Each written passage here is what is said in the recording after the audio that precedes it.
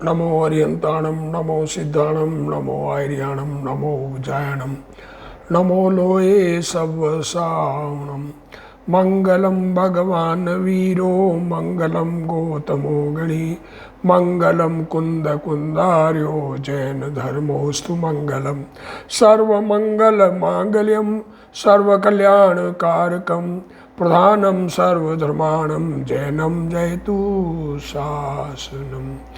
नमो तीर्थनायक ने नमो ओंकार नाद ने ओंकार संगर्यो जैने नमो ते कुंद कुंदने अहो उपकार जिन वरनो कुंदनो ध्वनि दिव्यनो जिन कुंद ध्वनि आप्या अहो ते गुरु कहाननो मंगलमय मंगल करण वीतराग विज्ञान नमो ताहि जाते भय अरहंतादि महान करि मंगल करियो महा ग्रंथ करण के काज जाते मिले समाज सब पावे निज पद राज मिथ्या भाव अभाव ते जो प्रगटे निज भाव सो जयवंत रहो सदा यही मोक्ष उपाव। मोक्ष मार्ग प्रकाशक ग्रंथ पूज्य गुरुदेव श्री के कांजी स्वामी के प्रवचन पेज नंबर भाग 3 पेज 174 चलेगा। जैनी होकर भी मिथ्या दृष्टि रह जाते हैं, आत्मा की समझ नहीं करते हैं, धर्म की समझ नहीं करते हैं और अपने आप को धर्मात्मा ज्ञानी मानते हैं। उनकी चर्चा चल रही है। पहले निश्चयाभासी की, जो अपने आप को अनुभव नहीं होते हुए अनुभवी मानकर क्रिया को हे जानते हैं। शुष्क ज्ञान में कई, जिसको श्रीमद जी ने कई क्रिया जड़ थई रहा शुष्क ज्ञान माँ के ही, तो शुष्क ज्ञान कहा वो निश्चयाभासी आत्मानुभव रहित, जिनकी कषाय उपशांत नहीं हुई है और अपने आप को धर्मात्मा मनाते हैं। दूसरे वो है जो कषाय तो मंद है पर धर्म मार्ग में लगने के लिए तैयार है, पर धर्म समझ नहीं पाते हैं और बाहर का आचरण जो दिखता है उसमें लगते हैं। अब उनमें एक कुल अपेक्षा बताया कि हमारे कुल का धर्म है, तो हम मानते हैं कि कुल से धर्म हो तो सारी दुनिया ही धर्मात्मा हो जाए, क्योंकि अपने कुल का धर्म तो सब मानते हैं। अब दूसरा परीक्षा नहीं करता और आज्ञा मानकर धर्म करता है, तो उसको कह रहे हैं कि परीक्षा किए बिना तुम्हारा निर्णय सही होगा नहीं, आत्मा का अनुभव होगा नहीं और धर्म होगा नहीं। तो कह रहे हैं अब परीक्षा किस किस की करें। क्या कह रहे हैं, दुनिया में शास्त्रों में जो परस्पर विरुद्ध कथन हो उसकी परीक्षा करने के लिए कहा, और मूल देव शास्त्र गुरु की तो परीक्षा करके ही स्वीकार करना चाहिए, ये बात कही। तो कहता है कि शास्त्रों में परस्पर विरुद्ध कथन तो बहुत है, किन किन की परीक्षा की जाए। अब किस किस की परीक्षा करें हम दुनिया में। हमारी बुद्धि इतनी, हम तो कम बुद्धि वाले हैं, हमारी बुद्धि इतनी तेज नहीं है कि हम सबकी परीक्षा कर सके और हम कोई जानकार हों। हम इतने जानकार भी नहीं हैं, तो हमें तो पक्का निर्णय करने की कोई कला बताओ। तो कह रहे थे मोक्ष मार्ग में देव गुरु धर्म, क्या कहा, देव सच्चे होने चाहिए, मतलब वीतराग सर्वज्ञानी हितोपदेशी, वो देव। निर्ग्रंथ गुरु होने चाहिए और हिंसा रहित धर्म, दुनिया के जीवों पर दया, प्राणी दया और खुद के इंद्रियों का संयम और स्वरूप में लीनता, ये धर्म। और गुरु निर्ग्रंथ 28 मूल गुण धाली आदि उनको, और जीवादि 7 तत्व, जीव अजीव आश्रव बंध संवर निर्जरा मोक्ष, और पुण्य पाप का निर्णय, बंधन का मार्ग और मोक्ष का मार्ग, ये प्रयोजनभूत है। क्या कह रहे हैं, हमको सुख चाहिए तो बंधन में दुख है, मुक्ति में सुख है। 7 तत्व के पीछे छुपा हुआ चैतन्य भगवान आत्मा, उसमें अनंत आनंद भरा हुआ है। उस सन्मुख हमारी दृष्टि वर्तमान पर्याय हो तो पर्याय को सुख मिल जाए। और ऐसा धर्म बताने वाले गुरु, इसका निर्णय तो किया जा सकता है। और जिन शास्त्रों में ये सच्चे कहे हो उनकी सर्व आज्ञा मानना, बस। और जिनमें यह अन्यथा प्ररूपित किए हो उनकी आज्ञा नहीं मानना। बस क्या करें।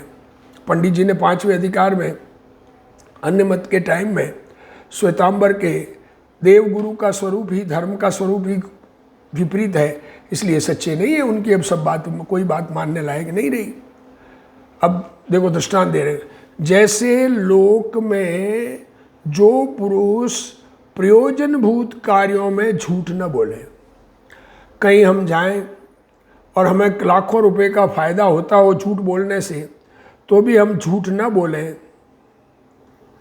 और फालतू की दूसरी कोई बात करें, जो दूसरी बात करें उसमें किसी को झूठ लगे तो कह रहे हैं उसने प्रयोजनभूत जिसमें करोड़ों का उसको फायदा होता था उसमें झूठ नहीं बोला, तो वो प्रयोजन रहित कार्यों में झूठ क्यों बोलेगा? वो तो सत्य बोल रहा है, या तो उसका ज्ञान में ध्यान नहीं है इसलिए। उसी प्रकार जिस शास्त्र में प्रयोजनभूत देवादि का स्वरूप अन्यथा नहीं कहा, देव गुरु धर्म का स्वरूप अन्यथा नहीं कहा, उसमें देव आदि का स्वरूप जीव आदि तत्व बंद मोक्ष मार्ग इनका स्वरूप अन्यथा नहीं कहा, उनमें प्रयोजन रहित द्वीप समुद्र आदि का कथन अन्यथा कैसे होगा? क्या प्रयोजन है आचार्यों को? असंख्य द्वीप समुद्र बताने का, स्वर्ग नरक बताने का, मेरु पर्वत आदि बताने का, क्यों बताएंगे? अगर जो देवगुरु धर्म जिससे सुख होता है वो बात सही बताई है तो वो खोटा क्यों बताएंगे? जैसा उनके ज्ञान में आया वो बताया, क्योंकि देवादिक का कथन अन्यथा करने से, देव का स्वरूप झूठा कहने से, गुरु का स्वरूप झूठा कहने से, धर्म का स्वरूप झूठा कहने से वक्ता के विषय कषाय का पोषण होता है। कैसे होता है ये बात पिछले 5वें अधिकार में बहुत बता दी। ये बात ख्याल में लेने की है कि देव गुरु धर्म के बारे में कोई झूठ बोलता है तो उसके कहीं न कहीं कषाय का पोषण वो कर रहा है। मानादि कषाय है। अब क्या कहें, किस किस की बात करें? किसी की बात नहीं करना है, हमको तो सत्य का निर्णय करना है। शास्त्रों में परस्पर विरुद्ध कथन तो बहुत है, तब किस किस की परीक्षा करें? तो गुरुदेव श्री का ये खुलासा चल रहा है, मोक्ष मार्ग में देव की परीक्षा करना चाहिए। अब क्या कह रहे हैं? मैंने तो ये कह दिया, 5वें अधिकार में कहा है, गुरुदेव श्री यहाँ खुलासा कह रहे हैं। देखो, सर्वज्ञ परमात्मा के ज्ञान दर्शन रूप दोनों उपयोग, वह का पूर्ण परिणमन एक समय में एक साथ है। देखो कहाँ से ली ये बात? अरे जिनके कर्म सारे अभाव हो गए और सब गुण निर्मल परिणमन कर गए, तो उनके दर्शन और ज्ञान उपयोग एक साथ होता है।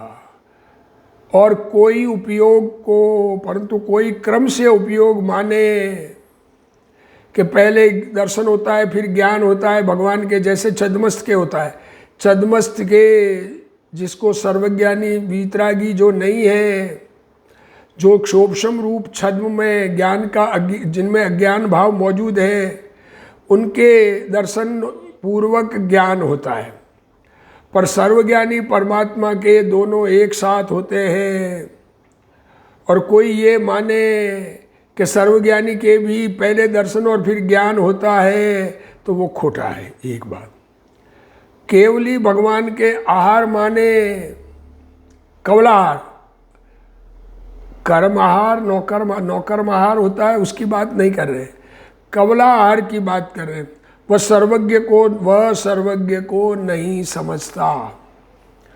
जो आत्मा के भान पूर्वक आत्मा को समझे, वेद ज्ञान करके चैतन्य भगवान आत्मा ज्ञान का गोला इसको समझकर अपने अंतर स्वरूप में वर्तमान पर्याय लीन हो जाए, वर्तमान पर्याय अपने को चैतन्य भगवान स्वीकार करे, पर्याय स्वीकार न करे,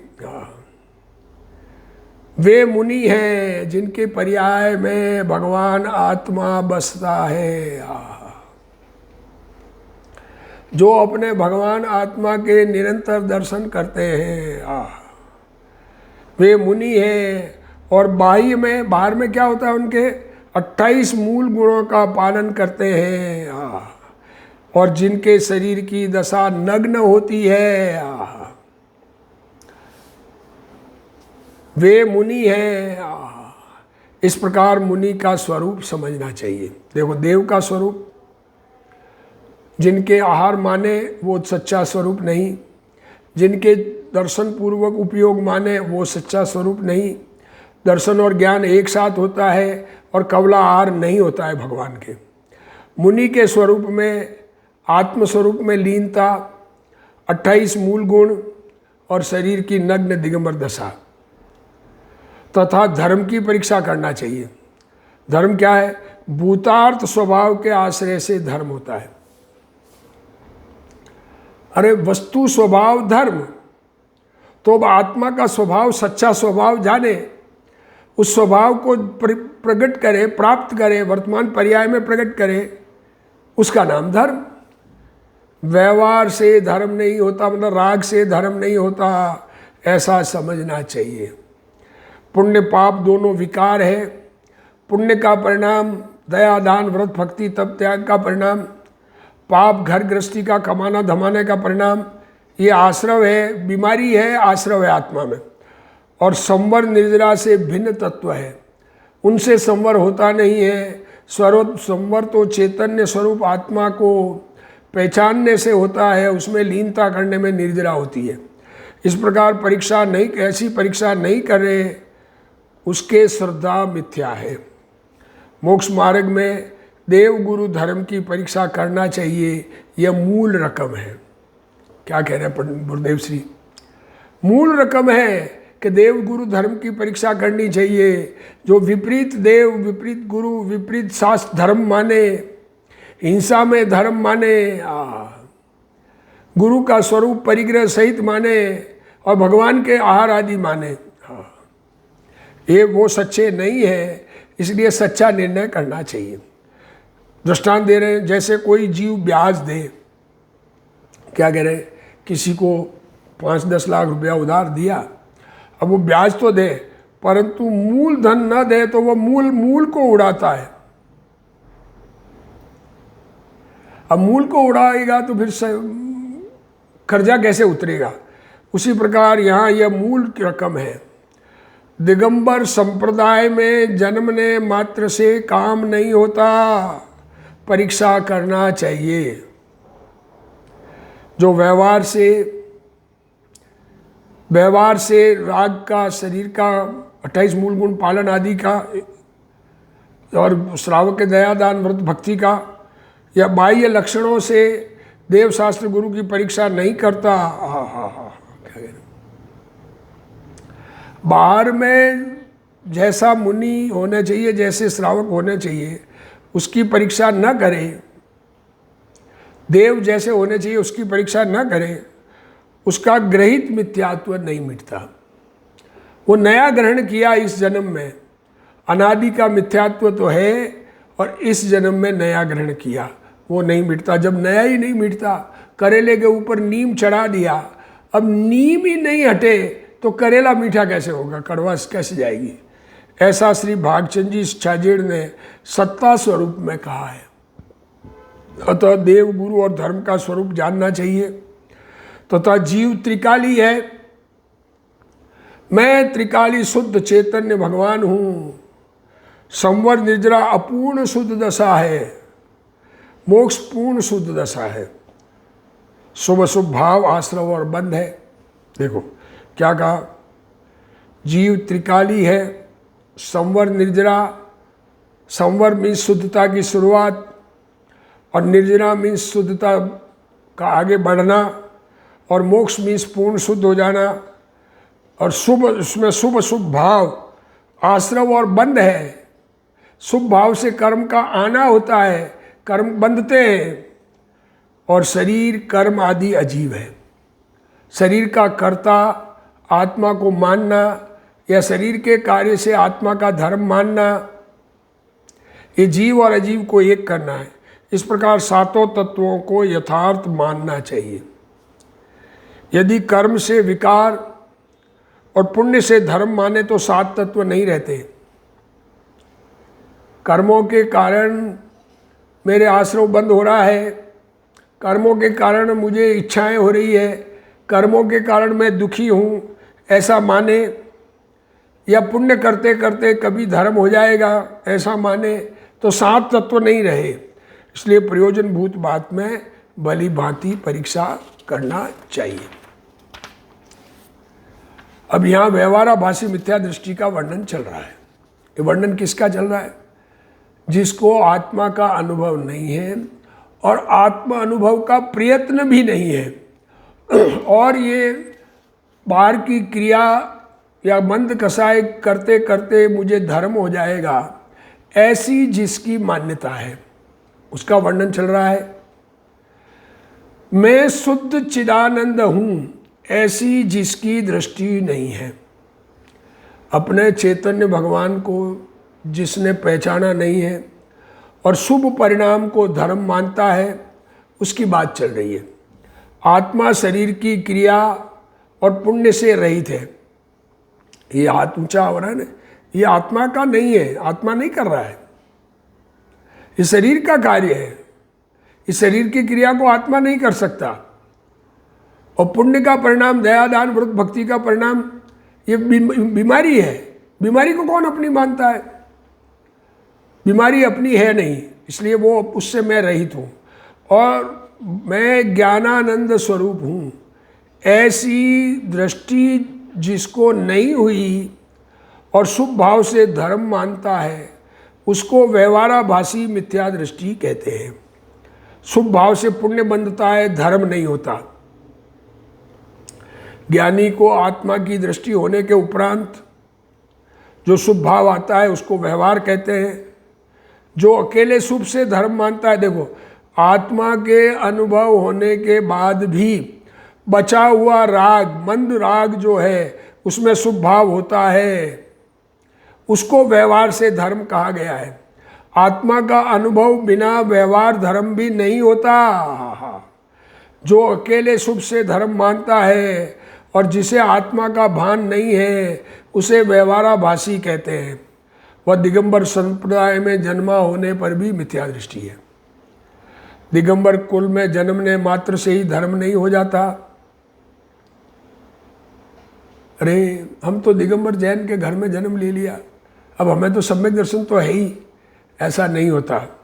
मोक्ष मार्ग में सर्वज्ञ देव गुरु धर्म की परीक्षा करना चाहिए। शुद्ध चिदानंद आत्मा में लीनता करने वाले मुनि हैं, वे गुरु हैं, उनकी परीक्षा करना चाहिए। पंचास्तिकाय कुंदकुंदाचार्य के ग्रंथ 172वीं गाथा में व्यवहाराभासी का स्वरूप कहा है। तथा धर्म की परीक्षा करना चाहिए। व्यवहार करते करते धर्म हो जाता है, ऐसा मानने वाला मिथ्या दृष्टि है। ये दया दान व्रत भक्ति तप त्याग उपवास आदि करते करते कभी धर्म हो जाएगा, वो मिथ्या दृष्टि है। श्वेतांबर कहते हैं कि व्यवहार पहले होना चाहिए। श्वेतांबर धर्म वाले ये कहते हैं कि ये व्यवहार करते करते धर्म हो जाएगा, मतलब पहले व्यवहार होता है फिर निश्चय होता है। और जो जीव दिगंबर होने पर भी कहे कि व्यवहार प्रथम होना चाहिए, तो वह भी श्वेतांबर की तरह मिथ्या दृष्टि ही है। हाँ, अतः तत्व की परीक्षा करनी चाहिए। जीव आत्मा के भान बिना अनंत बार द्रव्यलिंग धारण करके श्रावक और मुनि हुआ। द्रव्यलिंग धार अनंत बार ग्रेवेक उपजायो, पे निज आत्म ज्ञान बिना सुख लेस न पायो। परंतु उसने आत्मज्ञान के बिना रंच मात्र भी सुख प्राप्त नहीं किया। कुंद आचार्य तो ज्ञानी थे, तो भी विदेह में क्यों गए? ये प्रश्न है, प्रश्न किया है श्रोता ने। क्या आप कह रहे हो कि बाहर से कुछ धर्म नहीं होता, तो कुंद आचार्य ज्ञानी धर्मात्मा आत्मा अनुभवी, वो विदेह क्षेत्र क्यों गए? कुंद आचार्य ने तत्व की परीक्षा की थी और उनको सम्यक दर्शन था। फिर विशेष निर्णय अथवा दृढ़ता के लिए ऐसा विकल्प आया था, ऐसा भाव आया। अप्रयोजनभूत बात की निर्मलता के लिए गए थे। हाँ, क्या कह रहे, प्रयोजनभूत का तो निर्णय उनको था। कोई अप्रयोजनभूत बातें बहुत सारी होती हैं दुनिया में।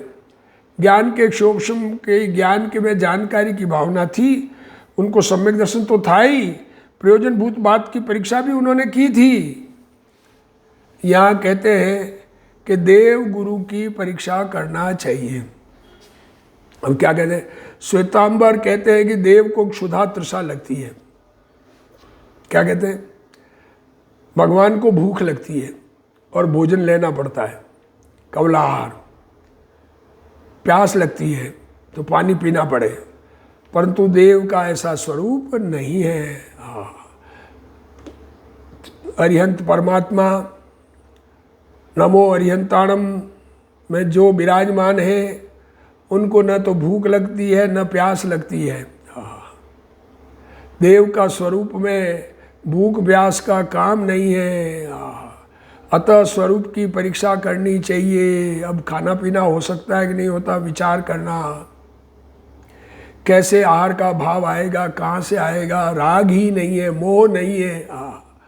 अरे अंदर में भूख लगे तो भी बिना मोह के कार्य नहीं होता है। अरे बेटा मर जाए और जिसको मोह नहीं है तो उसको दुख नहीं लगता है।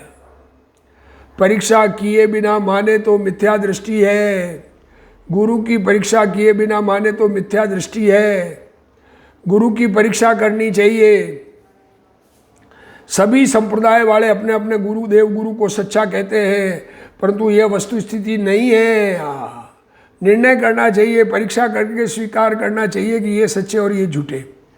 अतः परीक्षा करना चाहिए। 7 तत्व की श्रद्धा सम्यक दर्शन है। जीव ज्ञायक स्वरूप है। मैं ज्ञायक स्वरूप, मैं जानने की शक्ति का धारी भगवान। अनंत गुण जिसमें एक रूप से हुए पड़े हैं। कर्म अजीव है, कर्म में ज्ञान नहीं है। शुभ शुभ परिणाम आश्रव है। शुभ शुभ भाव आत्मा में बीमारी है, उनमें शुभ शुभ भाव में अटकना बंद है। स्वभाव के आश्रय से वीतरागी दशा प्रकट होना संवर निर्जरा है। आत्मा का स्वभाव इसका आश्रय करे तो वीतरागी दशा प्रकट हो, इसका नाम संवर निर्जरा है। पूर्ण शुद्ध दशा मोक्ष है। इन सब का यथार्थ ज्ञान करना चाहिए। किस भाव से बंद होता है और किस भाव से मोक्ष होता है, इसकी परीक्षा करनी चाहिए। बंधन किससे और मोक्ष किससे? अभी बाहर में उपवास करने का भाव है, उससे मुक्ति का कोई संबंध नहीं है। पुण्य पाप के परिणाम बंध के कारण है। स्वभाव के आश्रय से होने वाले परिणाम मोक्ष के कारण है। इसलिए इनकी तो अवश्य परीक्षा करनी चाहिए। शास्त्रों में एक जगह ऐसा कहते हैं कि जीव स्वयं ही अपनी बुद्धि के अपराध से रागादि भावों को करता है। क्या कहते हैं? अरे खुद अपना अपराध, हम दुखी अपने अपराध से है, दूसरों के कारण नहीं। हमारे अंदर में ये विकल्प उठता है कि उसने मुझे दुखी किया, उसने किया। किसी के कारण कोई दुखी नहीं होता है, अपने कारण दुखी होता है। तो अपने में से दुख दूर किया जा सकता है। दुख का कारण अपने में ढूंढेंगे तो अपना कारण बदला जा सकता है, दूसरों को नहीं बदला जा सकता। हाँ, इसमें पर का कोई दोष नहीं है, दुनिया में किसी का दोष नहीं है। तथा दूसरी जगह ऐसा कहते हैं, ज्ञानी स्वयं स्वतः रागादि भावारूप नहीं परिणमता। क्या कह रहे हैं? रागादि भाव अपने अपराध से करता है, ये लिखा। और दूसरी जगह लिखते हैं रागादि भावारूप खुद नहीं परिणमता, परंतु कर्मोदय के निमित्त से। अब ये पॉइंट क्या है? कर्म उदय का लक्ष्य न करे तो रागादि भाव नहीं होते। कर्म उदय कराते नहीं है, ये बात तो यहाँ भी सही है। कर्म उदय के निमित्त से रागादि रूप परिणमता है। सो क्या इन कथन में परस्पर विरोध है? एक जगह कहते हैं कि दूसरों के कारण नहीं परिणमता, एक जगह कहते हैं कर्मों के कारण परिणमता है। परस्पर विरोध नहीं, परंतु कथन की अपेक्षा की शैली अलग अलग है। अज्ञानी पर के कारण राग द्वेष होना मानता है, अब दूसरों के कारण माना तो खुद कभी ठीक होगा ही नहीं। उसको समझाया कि भाई रागादि भाव होते हैं, वह तेरी ही बुद्धि का अपराध है, वे रागादि पर के कारण नहीं होते। और दूसरे में ज्ञानी की दृष्टि स्वभाव के ऊपर है। ज्ञानी होने के बाद की बात कर रहे हैं, दूसरे में ज्ञानी स्वभाव को देख रहे हैं और यह बताते हुए कि धर्मी जीव स्वयं रागादि रूप नहीं हो परिणमता। धर्मी जीव को राग रूप परिणमन एकत्व दिखता ही नहीं, उससे अपनापन दिखता ही नहीं। ऐसा कहकर वह स्वभाव दृष्टि की पहचान कराई है। जीव ने बंद पुण्याश्रव का पक्ष तो अनंत बार किया है, परंतु आत्मा के लक्ष्य से कभी शुद्धने का पक्ष जीव को नहीं आया। जिसको आत्मा में से निर्विकल्प अतीन्द्रिय आनंद प्रकट करना हो, उसको सर्वप्रथम मोक्ष मार्ग में प्रयोजन भूत रकम हे उपादेय के स्वरूप की परीक्षा अवश्य करना चाहिए। जिन शास्त्रों में प्रयोजन भूत बात सत्य हो, उनकी तो सर्व आज्ञा माननी चाहिए। क्या कहा? जहाँ पर अपना सुख का प्रयोजन, वास्तविकता प्रयोजन, हम दुनिया की जानकारी सर्वज्ञान होगा तब आ जाएगी। दुनिया की जानकारी से कोई लाभ नहीं है। अपने स्वरूप की जानकारी का सच्चा निर्णय जिससे हो, जिसमें सच्चे देव हो, जिन्होंने अपने जो सर्वज्ञानी परमात्मा हो, जिनके 18 दोष नहीं हो, भूख प्यास आदि, उनकी सब आज्ञा माननी चाहिए। जिनमें देव शास्त्र गुरु नव तत्व बंद मोक्ष मार्ग की बात विपरीत लिखी हो, उनकी आज्ञा नहीं माननी चाहिए। तात्पर्य यह है कि मात्र कुल रीढ़ी से मानना योग्य नहीं है। कुल की रीति, हमारे कुल की ये रीति है, अरे शादी ब्याह घर बार चलाने, उसके लिए कुल की रीति भले ही मानो, पर अपने आत्मा के कल्याण के लिए कुल की रीति कोई काम की नहीं है। जैसे लोक में भी जो पुरुष, दुनिया में भी जो पुरुष प्रयोजन भूत कार्य में झूठ नहीं बोलता, जिस कार्य से किसी का प्रयोजन सिद्ध होता हो उसमें वो झूठ नहीं बोलता, वह प्रयोजन रहित कार्यों में झूठ क्यों बोलेगा? क्या करें? प्रयोजन रहित कार्यों में झूठ क्यों बोलेगा? जिससे कोई प्रयोजन नहीं है, जिससे कोई लाभ नहीं होना, उसको कुछ मिलना जुलना नहीं है। उसी प्रकार जिन शास्त्रों में प्रयोजन भूत देवादिक का स्वरूप, नव तत्वों का स्वरूप यथार्थ कहा है, तो वे शास्त्र समुद्र पर्वत आदि अप्रयोजन भूत बात झूठ क्यों कहेंगे? जिन शास्त्रों में आत्मा के अनुभव की बात सत्य कही है, जिन शास्त्रों में धर्म का स्वरूप सत्य कहा है, तो उन शास्त्रों में द्वीप समुद्रों की बात, पर्वत की बात, 6 कुलाचल पर्वत, विजयार्थ पर्वत आदि जो बातें हैं, 2.5 द्वीप, ये जो बातें हैं, उन बातों में अकृत्रिम चैत्यालय 8,56,97,481 अकृत्रिम चैत्यालय, ये अकृत्रिम चैत्यालयों का कथन, ये कथन झूठ क्यों लिखेंगे?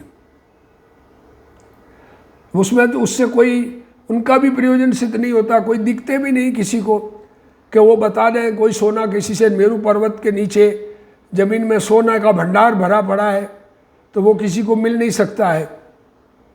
तो बात झूठ बोलने में क्या लाभ है? क्योंकि देव गुरु का विपरीत कथन करने में, देव और गुरु का विपरीत कथन करेंगे तो वक्ता के विषय कषाय का पोषण होता है। क्योंकि देव गुरु खोटे बताएंगे, जैसे भगवान के आहार बताया और चोरी छुपे आहार बताया, तो जो साधु किसी का लाया हुआ आहार, भगवान के आहार लाके देते हैं और चोरी चुपके करते हैं, तो आहार लाके देवे और चुपके आहार करे तो उसमें दोष न लगे। मतलब खुद में जो दोष है वो दोष भगवान पर लगा दिया। अब आप उस दोष की कोई बात नहीं करेगा। खुद के वस्त्र है तो वस्त्र सहित ही मुक्ति बता दी, भगवान के भी वस्त्र बता दिए, तो वस्त्र पहन के मोक्ष जा सकते हैं ऐसा बता दिया। तो ये देवगुरु धर्म का वर्णन जिनमें विपरीत है, वो विषय कषाय के अपना मान कषाय पोषण के लिए, धर्म तो नीचा, वस्त्र सहित धर्म तो हो सकता है पर वस्त्र सहित मुनि धर्म नहीं हो सकता। पर वो मुनि धर्म मनाया तो अपने को वस्त्र रखकर भी मुनि मनाना है, कम नीची क्रिया में ऊंचा धर्म बताना है, इसलिए बताया है।